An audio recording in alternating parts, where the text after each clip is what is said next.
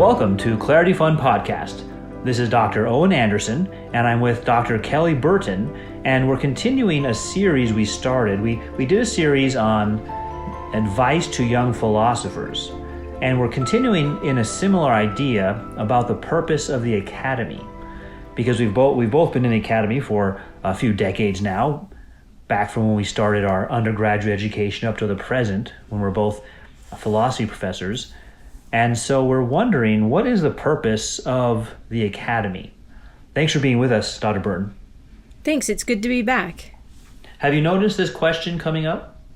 I have, and I've been thinking about it myself. I think it's a popular question right now. Yeah, and it can be put in a number of ways, right? So someone might wonder what the purpose of it is in the sense of, what do you get out of it? So do you go to college, you spend tens of thousands of dollars to get what? And the story used to be you'd get a job, but that may or may not be true. Yeah, and I think we should maybe put into this discussion, now we have this context of the pandemic and people are going to college online, and I think that makes the question even more pointed. Why are we doing this? Yeah.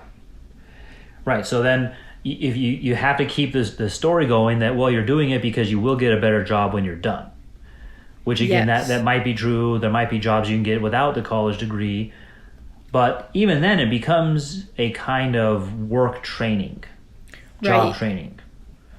Right. And I think you and I are both thinking about the academy in a broader sense, really going back to the academy founded by Plato and the pursuit of the idea of the good. What is our highest good? So a job doesn't get us there. A job just gets us money. But money is at best a means to something else. So as we think about this question, what is the purpose of the academy? It really raises the question that was there from the beginning of the academy, which is, what is our highest good? Yes. Do you see that question even coming into the conversation right now? Well, I remember in our previous episodes, I did talk about how that was one of the very first questions that was put to me in my college education. But I don't see it really to be a very common question that people are asking, because and one way I know that is when I ask people that question, they get a kind of confused look on their face, like, what are you talking about? Yeah, I do too. And I also wonder why people go into the fields that they go into in terms of getting a job. Is it just to make money and, I don't know what, get more comfort? Yeah, maybe there's a kind of quick equation people work with, which is, what kinds of things do I like? What job will overlap the most with what I like and have the least amount of suffering with the most amount of money?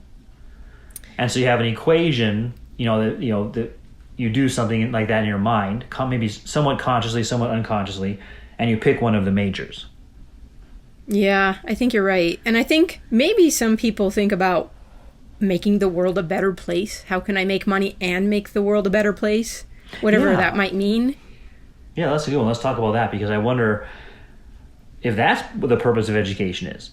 The purpose of the academy is to make the world a better place, which still gets us to that question, what is the good, right? Because better is just one of the forms of the word good. You want to make it more good.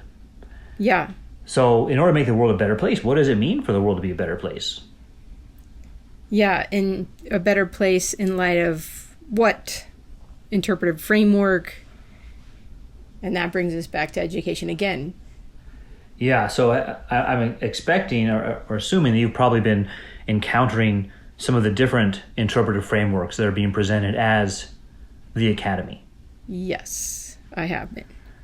And we might talk about them.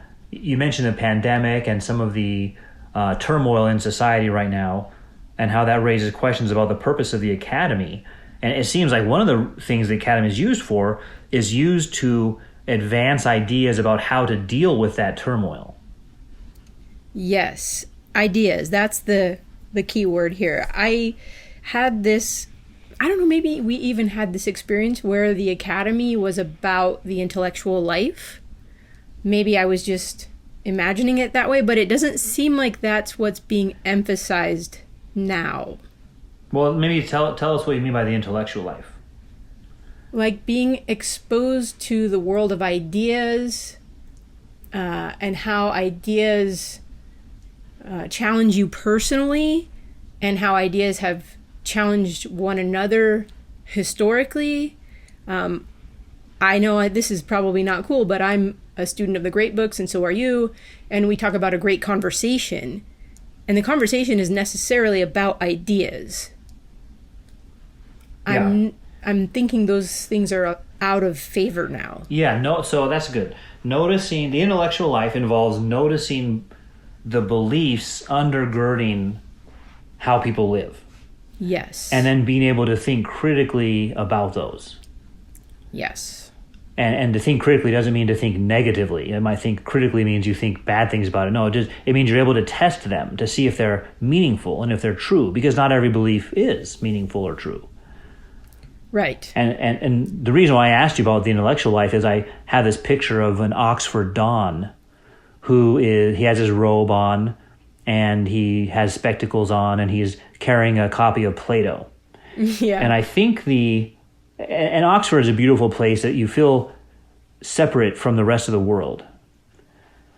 And I wonder if that might be a view of the academy which people are against, which is that you go, it's kind of a monastic place. Yeah. You go, you withdraw from the world, you're in a very picturesque, beautiful area, and you study Plato's eternal forms. And you don't really contribute anything at all to the world. Well, don't we sort of want to capture that a little bit with the college experience? I think this is maybe why people go away to college, to have, I don't know, an experience. I never had the opportunity to go away. Maybe for a few summers I did, but you have a concentration, a time where you get to think, and then you're formed and you go back to the world. But Yeah. the Oxford Don makes a whole lifestyle out of this, right? Well, that, and I wonder, it's particularly important that he's carrying Plato, because I wonder if what the picture you just gave, let's call it sounds like seminary kind of, because you're going to go back into the world and do something. Yeah. Whereas here, it almost seems like the criticism, let's say a Marxist criticism of Plato, is that you're just otherworldly, you're living in that eternal realm, and you don't have anything to contribute to this social world. And so I think that might be one of the criticisms of that, let's call that the Platonic Academy. And the current academy might say, no, we're going to actually make a difference, or we're going to do things. Right. And that's more activist. We're going to make the world a better place. Yeah. I don't know why we couldn't do both. Well, particularly the one you described, we're going away to be formed to come back ready for action, work. Right. You could do that, and that would make the world a better place. So then the question is, what is it that makes the world a better place? Now, it's interesting that was really Plato's concern too, in his book, The Republic. Yeah. What is a good society? In order to figure out what justice is, he wanted to figure out what is a just society, because then from there you could determine what is a just person. And so this revolved around knowing what is good. In order to know what is just, you'd have to know what is good. And that seems to still be with us. Yeah, I think you're right. Problem of what is good. I don't think it's going to go away until we've, settled it. Well, we have epistemological challenges, right? Where I think that might be what we especially see going on in the challenge of the academy, which is how do we know? Yes. What's the basis for authority? Maybe that's a term that resonates more with people than the word or the question, how do I know, is what authority, by what authority will you do these things? What authority do you listen to? Right. And the authority, I don't know, I like to think the authority is reason, and reason, there are many people who claim to have reason, and that's where the history of ideas comes in, where there are claims made in the name of reason, and we can use reason to examine them to see, are they actually according to reason? But somehow reason itself has been undermined, so we can't do that anymore. Yeah, or it's dismissed because, it's not, it might be seen as platonic and unhelpful to this world. And instead we need to just do things. The time for talking is over. The time for action is here. Yeah, but again, that's coming back to the good that you were talking about. Action for what goal? Yeah. What are we trying to accomplish? Yeah. Well, and I wonder if we might pick a certain thing we want to do. There might be 10 or 12 things we could list of areas of human life where you could make them better. But that doesn't yet get us to what is the good. It just gets to many different areas of goods. Yes. And we're not yet to what unites them. We might be doing that forever, because you might go from 10 to 12 to 15 to 20 to 100 things you need to improve. But you've kept yourself busy, but you haven't yet really understood what makes human life better. Yeah, and that's the conversation that needs to take place in the academy. Now, what do you think? I wonder, what is the foundation of the academy? I was sharing with you earlier that I've been doing some reading on the early academy. And broadly speaking, it had two parts, the old academy and the new academy. Tell us a little about that, what you're thinking there, because I have some holes in my education in that after Plato to the modern period is a huge area that I need to fill in what happens with the academy. Yeah, so this is the ancient one in the classical world before it was destroyed by the Roman general Sulla. So he put an end to Athens and destroyed the academy. But roughly speaking, you can divide it up in those two, the old academy and the new academy. And they're characterized by the old academy got involved in metaphysical speculation and interested in the nature of, let's say, for example, numbers and the forms, and ended up in a kind of skepticism. So the new academy wanted to bypass that and get back to the method of Socrates. And that method was where you question other people on their terms. And you don't get into things that you don't know. You just stick with this question that you can know. But that also ends up in a kind of skepticism. Socrates doesn't really ever establish his own view. He just questions others. So the academy ends up in skepticism, which is why we have that term, academic skepticism. And the goal seemed to be to show when someone claims to know that they don't know, but then you don't ever have anything to replace it with. You don't have knowledge to put in its place. And that seems to me similar to what goes on now. You'll have criticisms of other people's views, especially criticisms of fideism, people who blindly believe things. Yeah. And so a professor in the academy might want to enlighten their students and overcome fideism, blind belief. But what they offer in its place is skepticism. They don't have anything to put in its place, or they might end up, ironically, putting another kind of fideism in its place, another kind of blind belief. Right. So I'm wondering if the seeds were there from the beginning because there wasn't an actual foundation on things that are clear. That's what I was going to ask you. What would you say the original foundation was, if there was one? Yeah, well, you have either the rationalism of Plato, beginning with eternal forms, and then from there you don't really have knowledge of anything in this world. Okay. Or the empiricism of Aristotle. And the highest good, interestingly, what unites them is that they have a kind of otherworldly good. The highest good is in contemplation in the next life. And the closest you can get to that in this life is to try to have that same kind of life of contemplation now. So we need to think about, what would be a lasting foundation?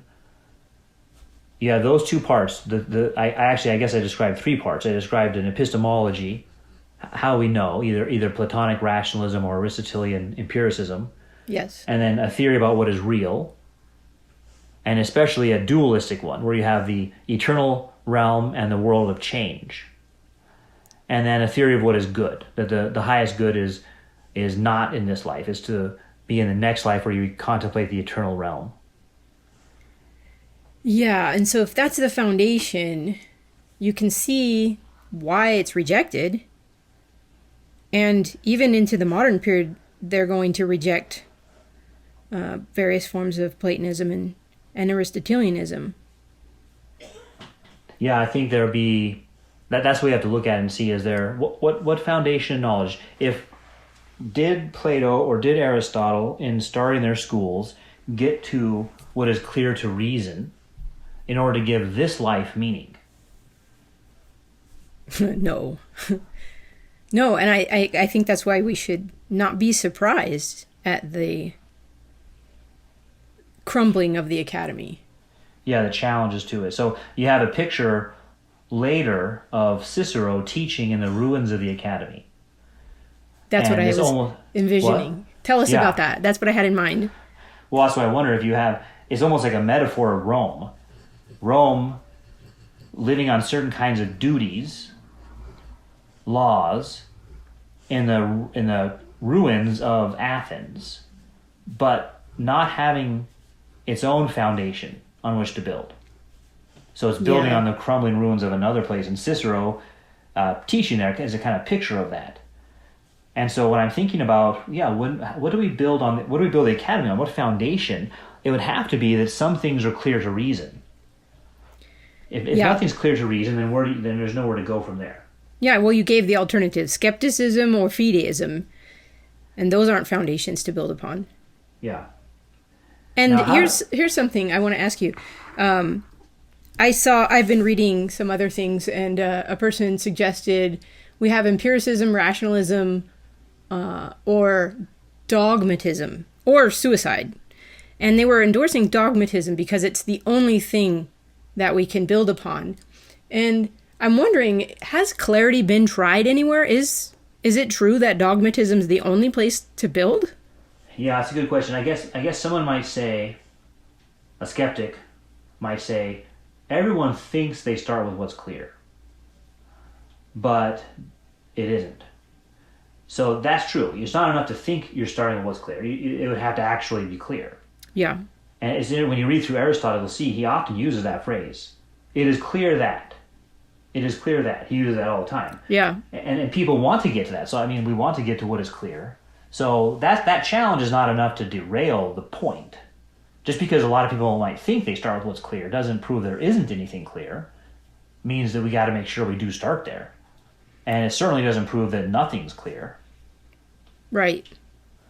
So I think, has it been tried? I mean, I think you and I would go further. We would say something must be clear to reason. And we would give examples. For example, that something is eternal and that only God is eternal. So we would start to do that, not only that some things are clear, but give examples of what that is.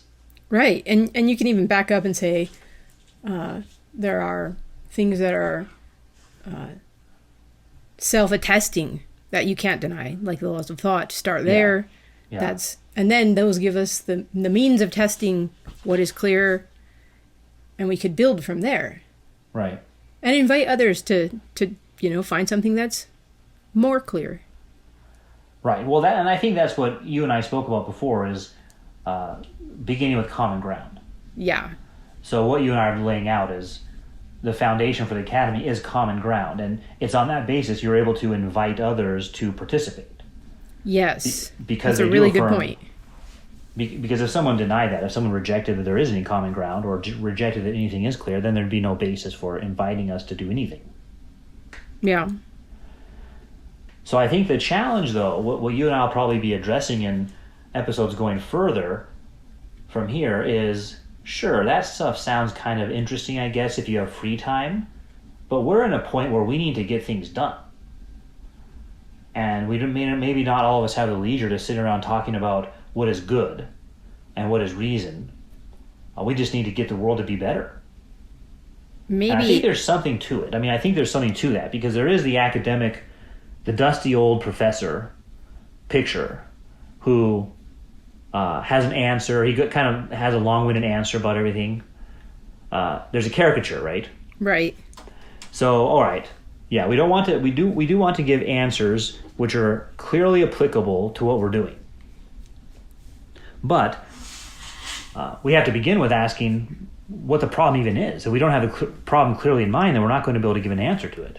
Right. And I think identifying the problem correctly takes time to think about. Yeah.